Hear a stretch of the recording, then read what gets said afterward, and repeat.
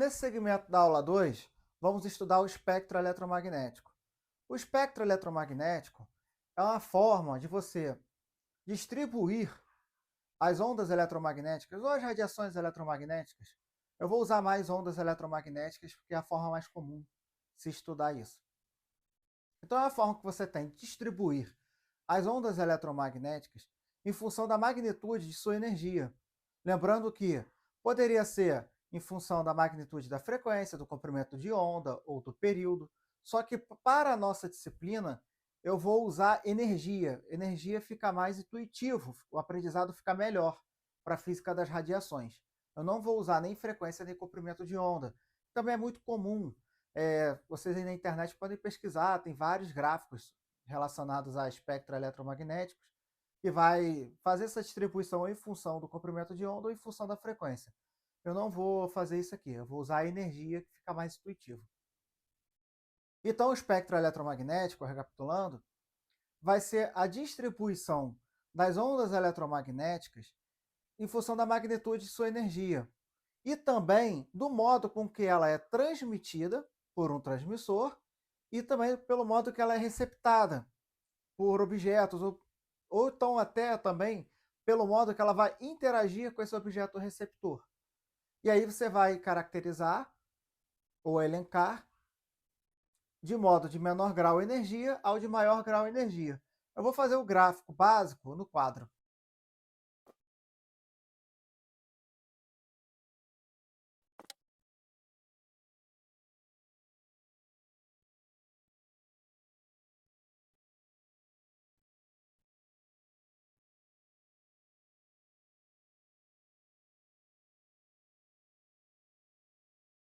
Dessa forma, eu consigo descrever o espectro eletromagnético.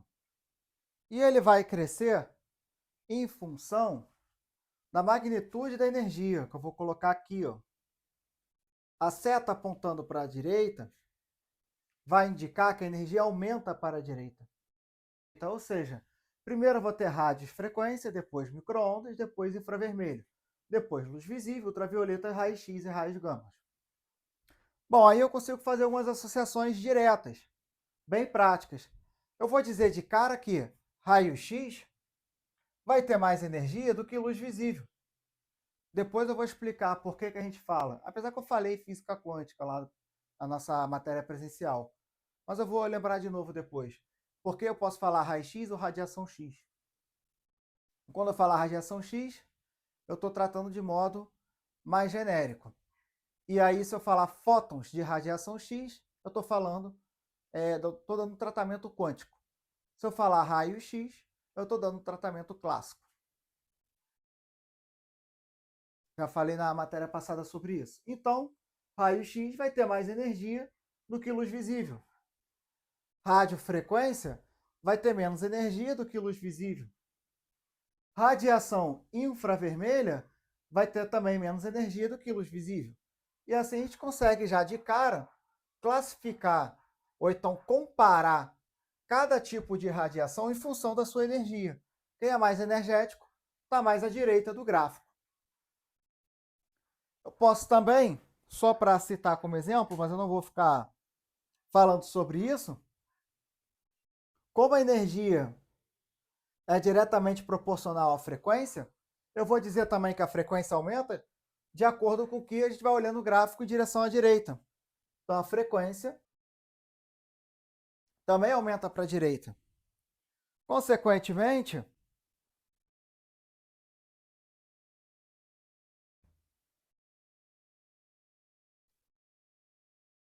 o comprimento de onda vai aumentar para a esquerda.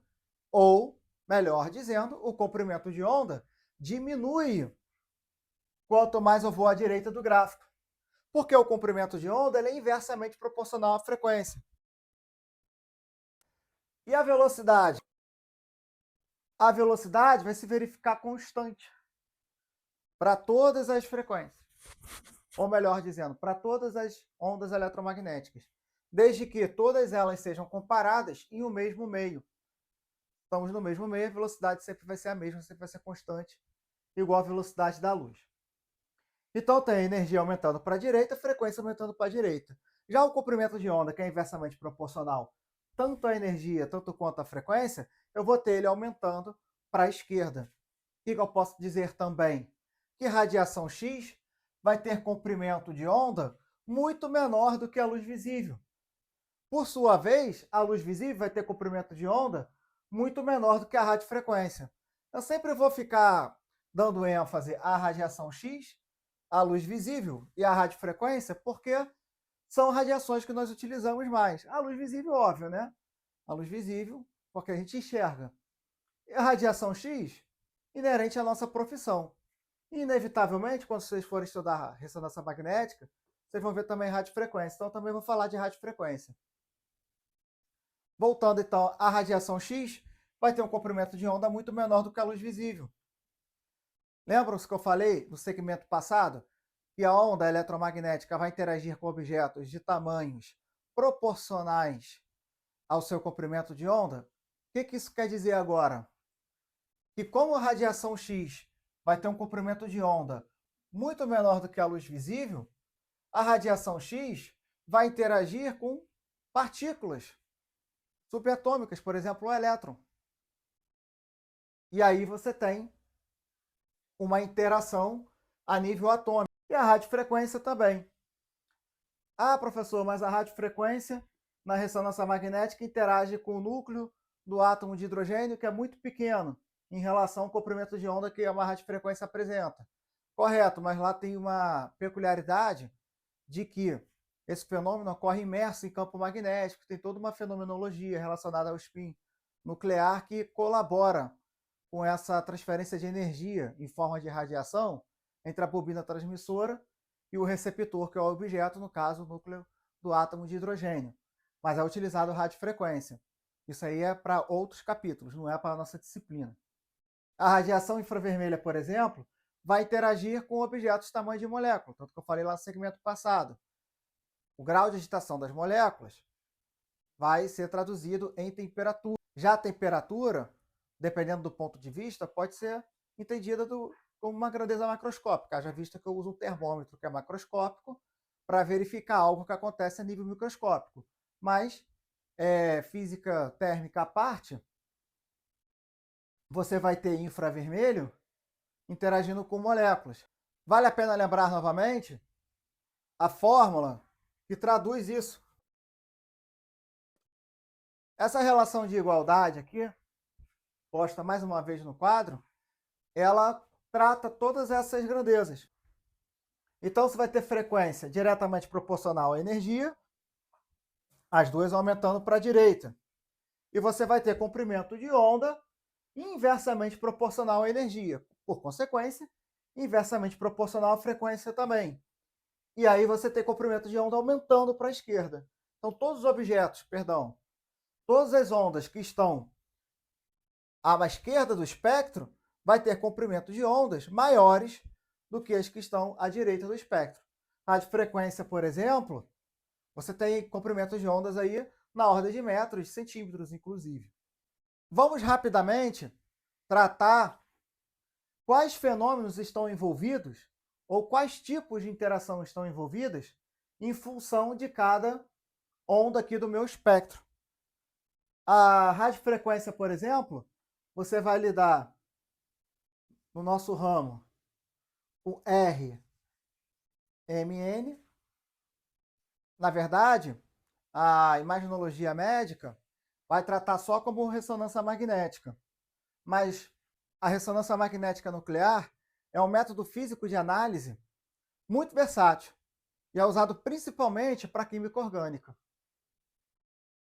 Mas na imaginologia médica, ela é tratada aqui no Brasil só como ressonância magnética, no exterior como imagem de ressonância magnética. Mas eu vou deixar RMN para ser mais generalista, vamos dizer assim. E também radiofrequência é usada em telecomunicações. Vou botar o apelido carinhoso, né? Telecom. Então, radiofrequência eu vou usar em RMN e em telecomunicações, principalmente. Já micro-ondas, a gente usa também em telecom. Vou botar aqui com a mesma cor. e também usando forno, vou botar entre aspas. O forno micro-ondas, ao contrário do que se imagina por aí, ele não tem o mesmo fenômeno de ressonância magnética nuclear. Não dá para comparar uma coisa com a outra. Vou tratar disso agora em física das radiações. É interessante vocês levarem essa informação, porque infelizmente muita gente cai nessa armadilha de fazer algum tipo de associação entre equipamento de ressonância magnética e forno micro-ondas. Os princípios são totalmente distintos para o funcionamento.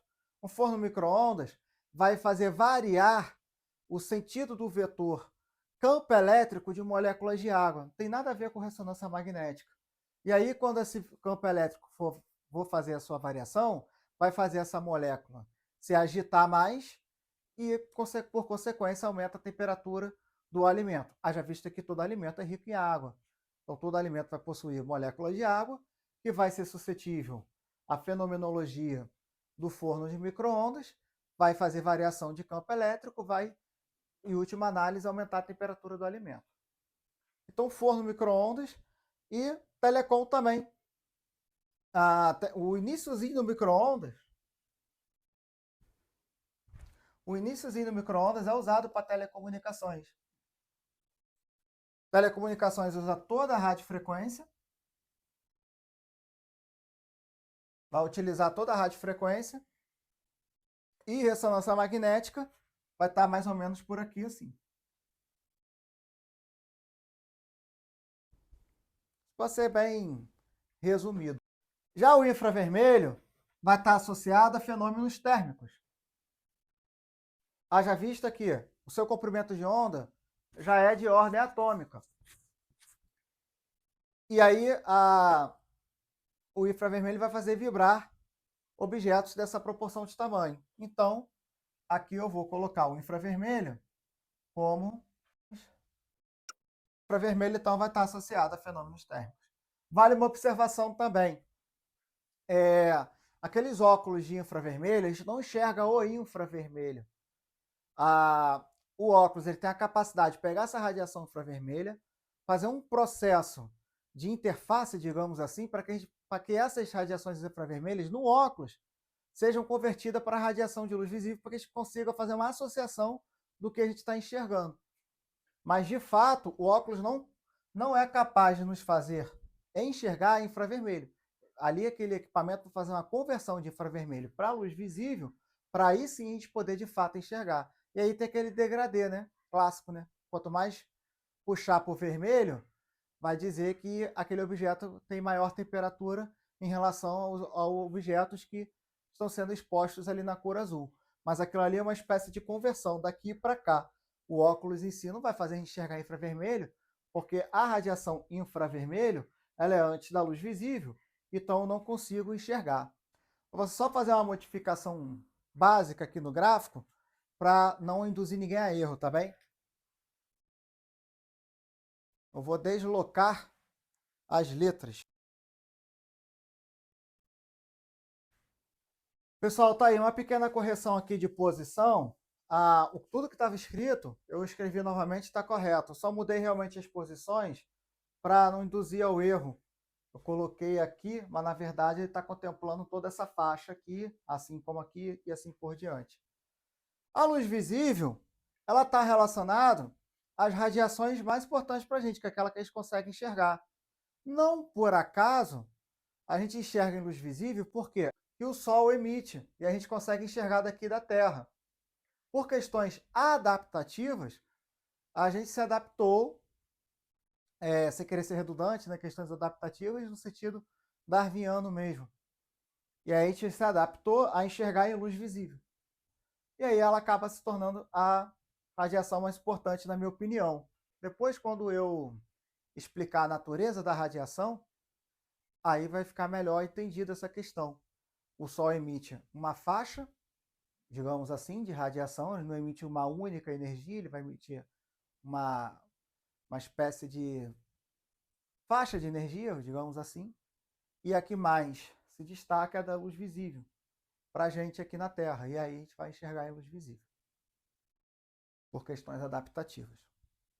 Então, o espectro de luz visível, eu vou demonstrar ele agora também aqui no desenho.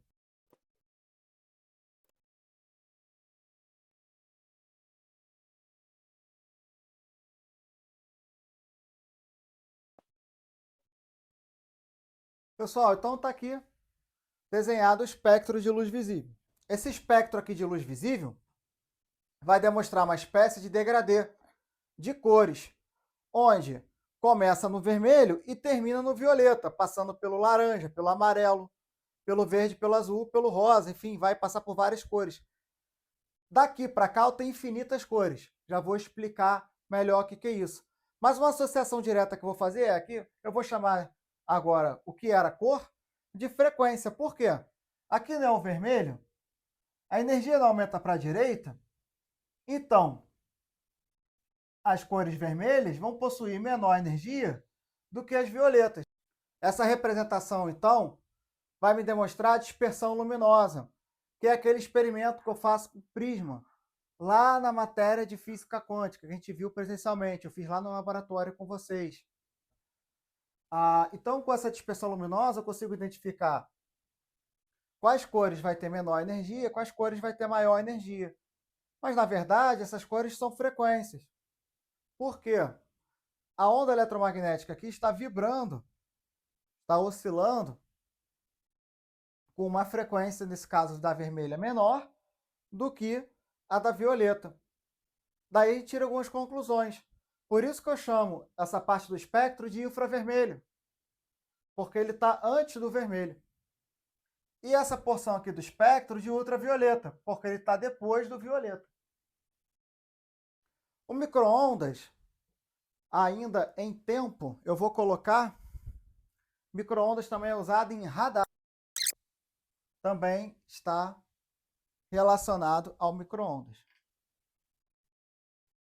Mas voltando aqui então para a luz visível, eu vou ter infinitas cores por um simples motivo. A luz visível vai de 4 terahertz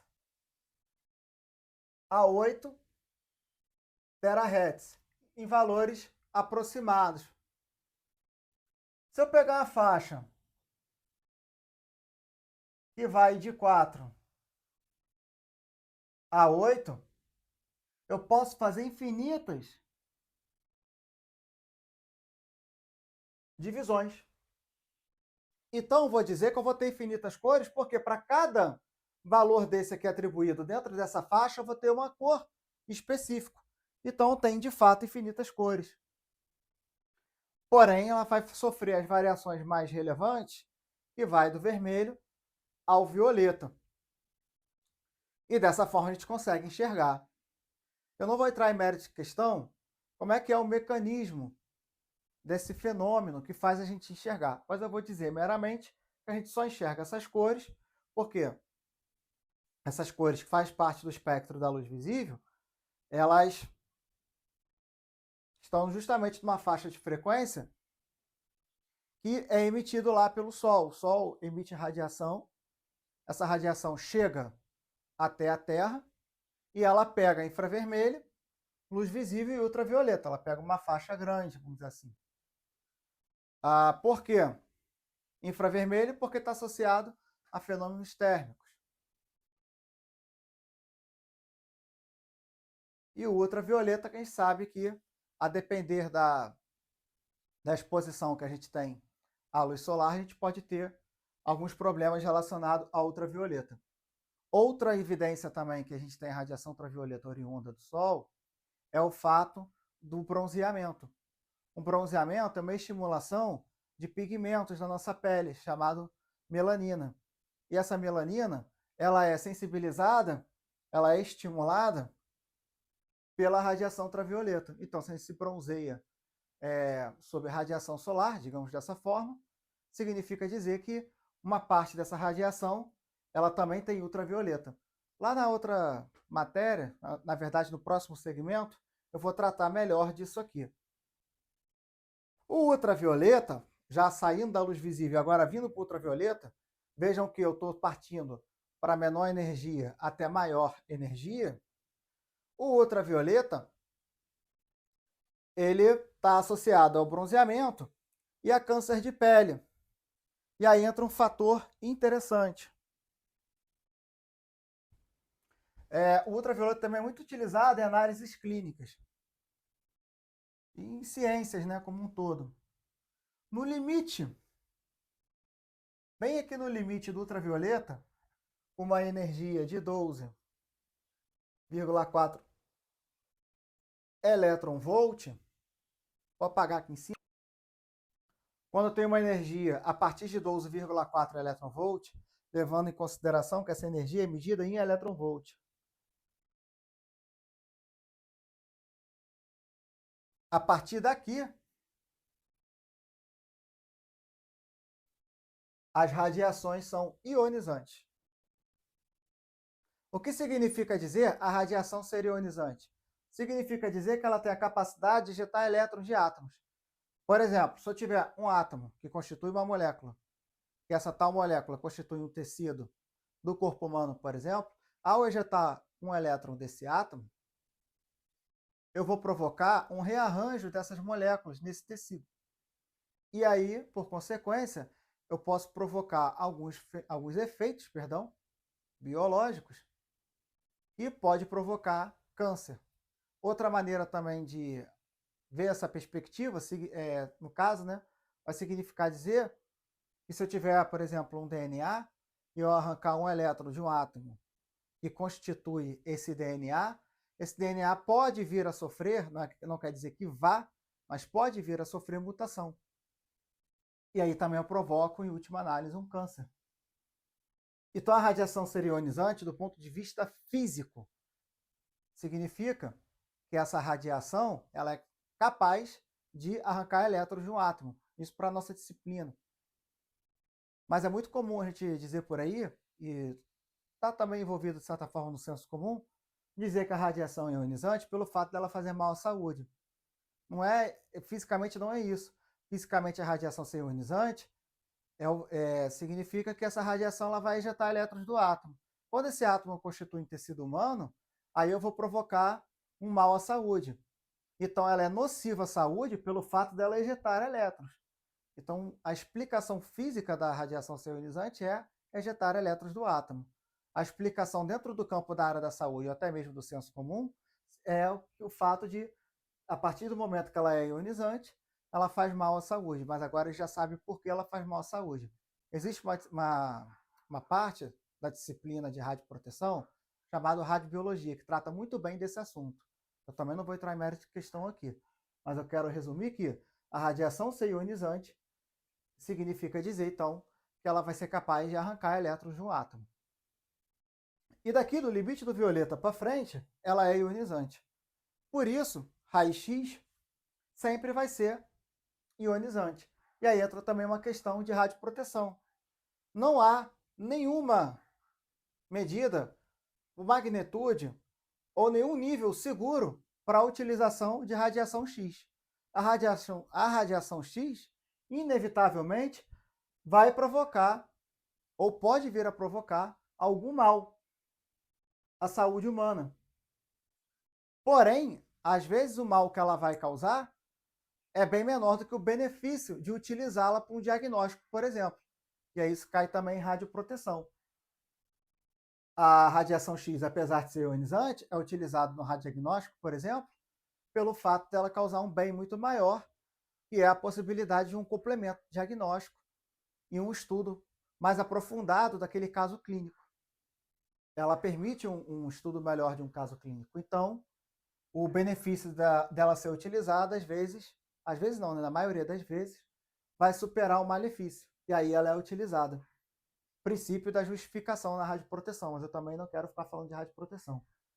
Então não existe nível seguro, em princípio, para se utilizar radiação X. Todas as radiações X e radiação gama também, elas vão ser ionizantes e, por consequência, nocivas à saúde. Os raios X, dispensa-se muitos comentários agora, que a gente vai falar muito sobre radiação X aqui. Mas os raios X, eles vão ser divididos pelo menos em duas partes, que eu vou demonstrar agora. Está aqui assim mais ou menos.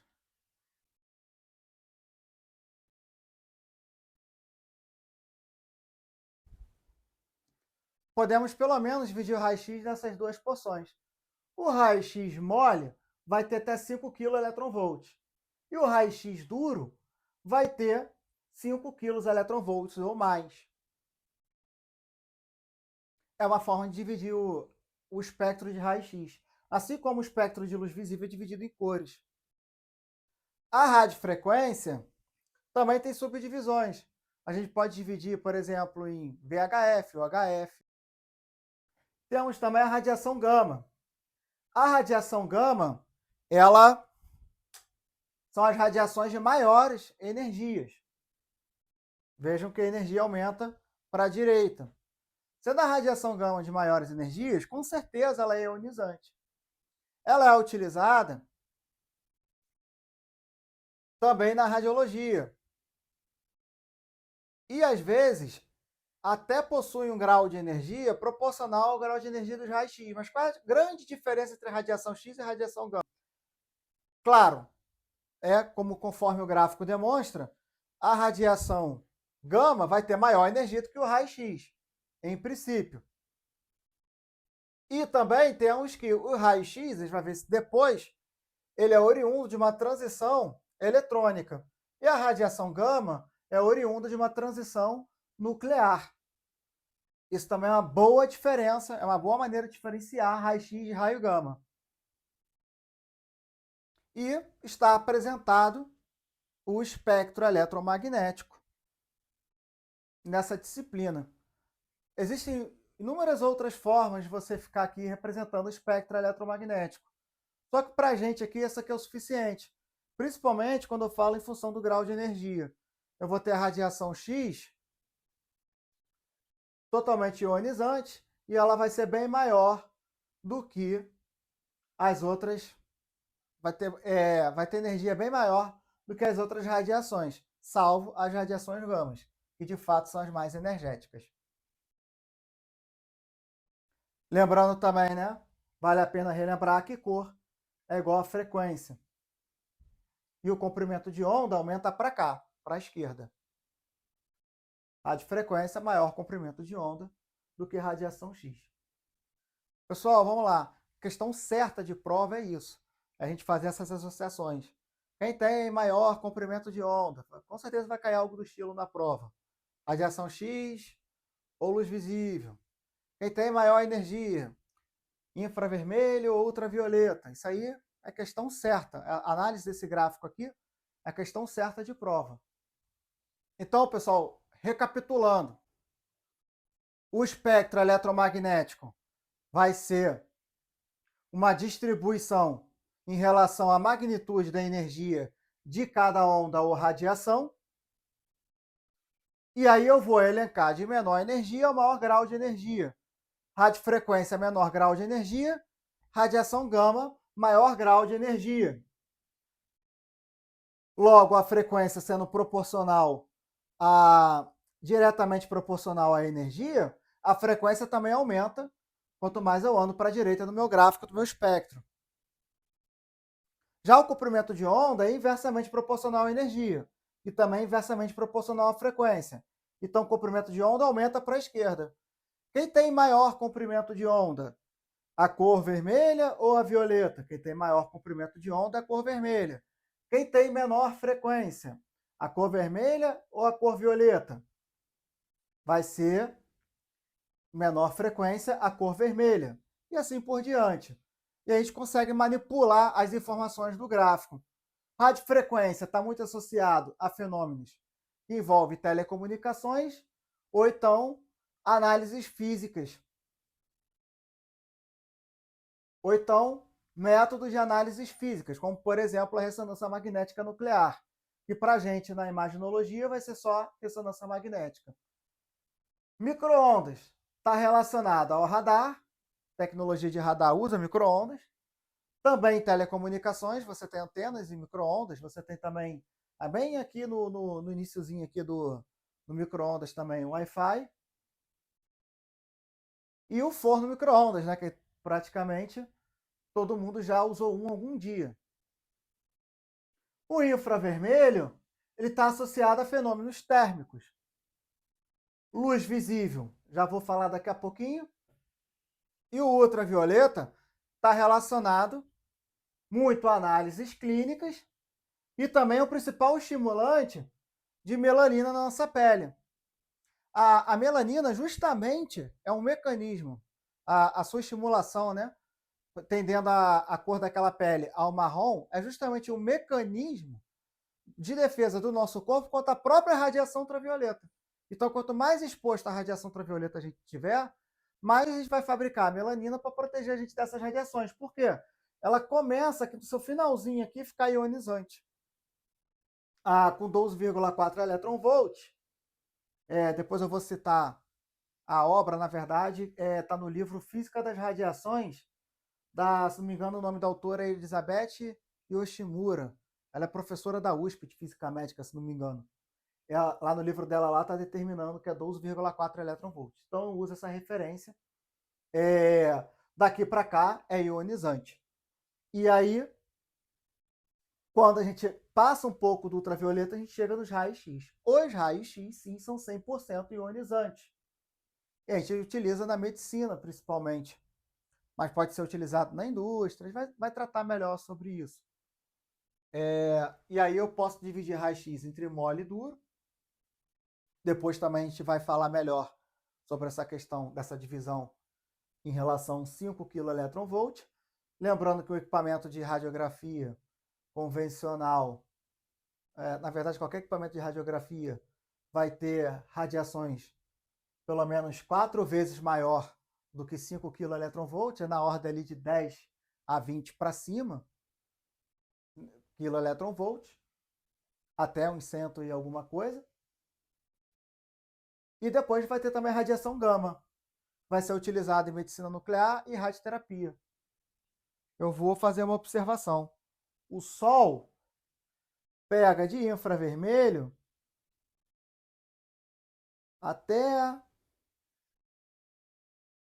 digamos assim, ultravioleta. Eu vou tratar isso aqui assim.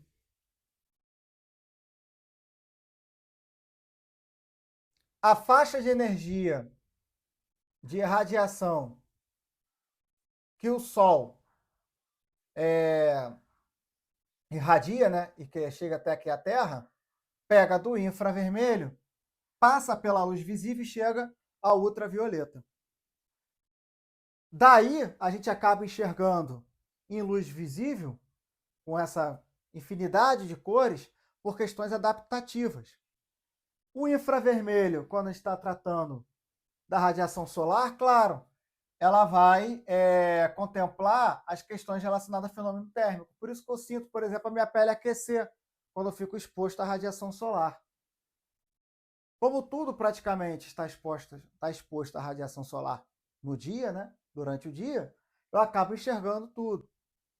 Se eu não tiver irradiação de luz visível sobre objetos, eu não enxergo nada. No caso do Sol, ele vai me dar uma gama de cores. E aí eu falo gama de cores, mas não tem nada a ver com radiação gama, tá? E o Sol também vai emitir parte de sua radiação em ultravioleta.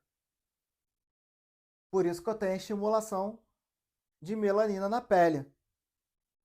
Então o Sol contempla essa faixa toda aqui, ó. Ela pega a radiação solar pega 3 faixas no meu espectro. E também fica uma outra observação final sobre ressonância magnética. Já para a nossa vida profissional. Ela vai utilizar radiações na faixa de radiofrequência. Essas radiações vão ser emitidas em formas de pulsos descontínuos.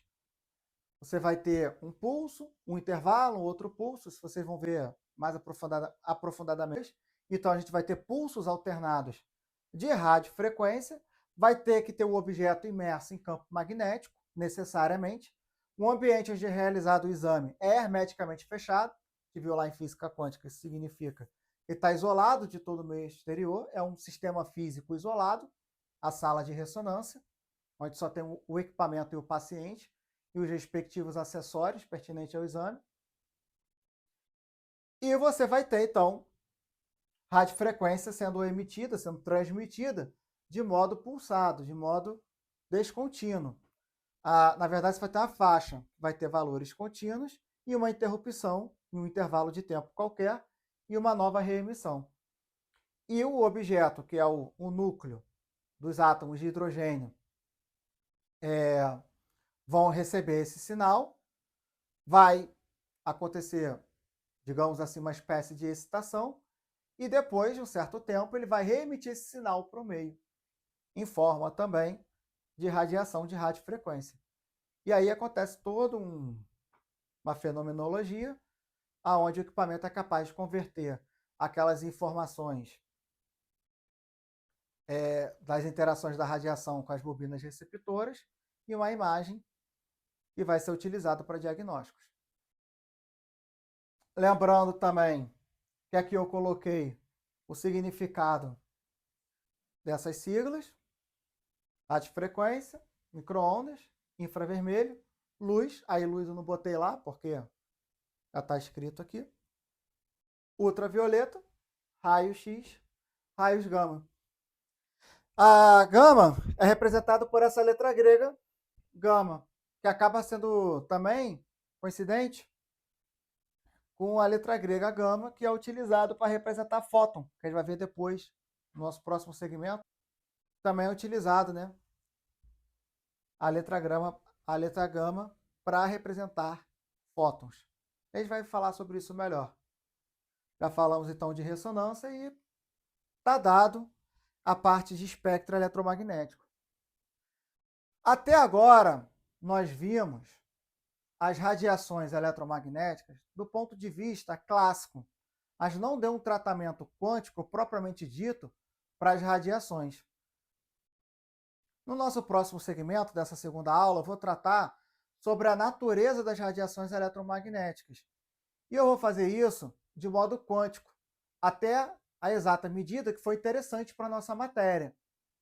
E aí a gente vai tratar sobre essa natureza das radiações eletromagnéticas.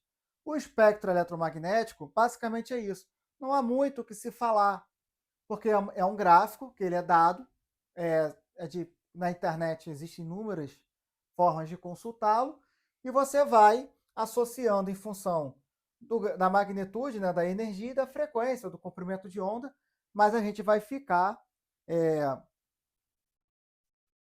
sempre utilizando a energia, pelo fato da gente tratar da seguinte maneira as radiações. Eu vou dizer que a partir dessa energia ela é ionizante.